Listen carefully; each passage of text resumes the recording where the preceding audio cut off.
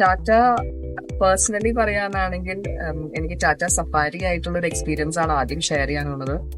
ഒരു ചെറുപ്പത്തില് one of the car which we had ആ ടൈമിൽ ഉണ്ടായിരുന്ന ഒരു കാർ ടാറ്റ സഫാരി ആയിരുന്നു. സഫാരിയിൽ തന്നെ ഒരുപാട് സഫാരി എന്നുള്ള പേര് പോലെ തന്നെ ഒത്തിരി ട്രാവൽ ചെയ്തിട്ടുണ്ട്.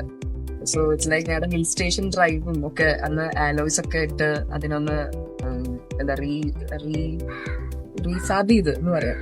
നമ്മൾ അതിനൊന്ന് അപ്സ്കെയിൽ ചെയ്ത് ഒരുപാട് കൊണ്ട് പോയിട്ടുണ്ട്. അപ്പൊ അതുകൊണ്ട് തന്നെ വൺ ഓഫ് ദ ക്ലോസ് മെമ്മറിയിൽ നിൽക്കുന്ന ടാറ്റ സഫാരി. അപ്പൊ അവരുടെ തന്നെ പുതിയ EV car that they have launch ഞാൻ ഡ്രൈവ് ചെയ്തു. എക്സ്പീരിയൻസ് എനിക്ക് പറയാനാണെങ്കിൽ അമേസിങ് എക്സ്പീരിയൻസ് ആണ്. പറഞ്ഞ പോലെ തന്നെ വെരി സ്മൂത്ത്. പണ്ടത്തെ ടാറ്റ സഫാരി എന്നൊക്കെ പറയുമ്പോൾ നമുക്ക് കുറച്ചുകൂടി എന്താ പറയാ, കാറ് കാണുമ്പോൾ തന്നെ കുറച്ചുകൂടി മാസ്കുലർ ആണല്ലോ, കുറച്ചുകൂടി ബൾക്കി കാറാണ്, അല്ലെങ്കിൽ കുറച്ചുകൂടി കാണുമ്പോൾ ഒരു ഫെമിനൻ ടച്ച് ഒന്നും തോന്നിയിരുന്നില്ല. പക്ഷെ ഈ ഒരു കാർ ഞാൻ ഡ്രൈവ് ചെയ്തപ്പോൾ കുറച്ചുകൂടി ഫെമിനൻ ടച്ച് എന്നല്ല, അതൊരു കംഫർട്ട് കാറായിട്ടാണ് തോന്നുന്നത്. എന്ന് പറയുമ്പോൾ വെരി സിറ്റി ഡ്രൈവിന് പറ്റിയതാണ്.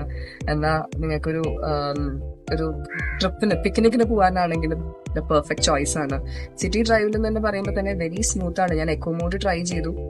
It is very smooth. ഞാൻ അറിഞ്ഞില്ല shift from sports to this മോഡിലേക്ക് പോയപ്പോൾ.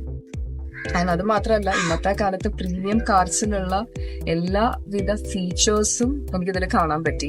ഏത് ഫീച്ചർ നിങ്ങൾ ചോദിച്ചാലും അത് ഈ പെർട്ടിക്കുലർ വെഹിക്കിളിലുണ്ട്. അത് അതിന്റെ തന്നെ ഒരു സ്പെഷ്യൽ ക്വാളിറ്റി ആണെന്ന് എനിക്ക് തോന്നുന്നു. ഈവൻ ഇതിന്റെ ബൂട്ട് സ്പേസ് കണ്ടപ്പോൾ തന്നെ അത് റിയലി ഷോക്ക്. കാരണം ഇത്രയും ഒരു നമുക്ക് കാണുമ്പോൾ ഒരു കോമ്പാക്ട് കാർ എന്നല്ലേ നമ്മൾ കാണുമ്പോൾ തോന്നുള്ളൂ. പക്ഷെ ഇതിന്റെ ബൂട്ട് സ്പേസ് 500 liters ആണ്.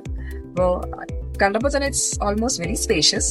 ആൻഡ് അതുപോലെ തന്നെ ഉള്ളിലത്തെ ഒരു ഡിസൈനും കാര്യങ്ങളും കണ്ടപ്പോൾ തന്നെ ആയാലും തോന്നിയത് ഇന്നത്തെ ഒരു ടെക്നോളജി വെച്ച് എന്തൊക്കെ രീതിയിൽ ഈ കാറിന് അപ്സ്കെയിൽ ചെയ്യാൻ പറ്റുമോ അത് ദ ബെസ്റ്റ് കാറായിട്ട് തന്നെയാണ് ടാറ്റ ഇപ്രാവശ്യം ഡിസൈൻ ചെയ്തിരിക്കുന്നത്.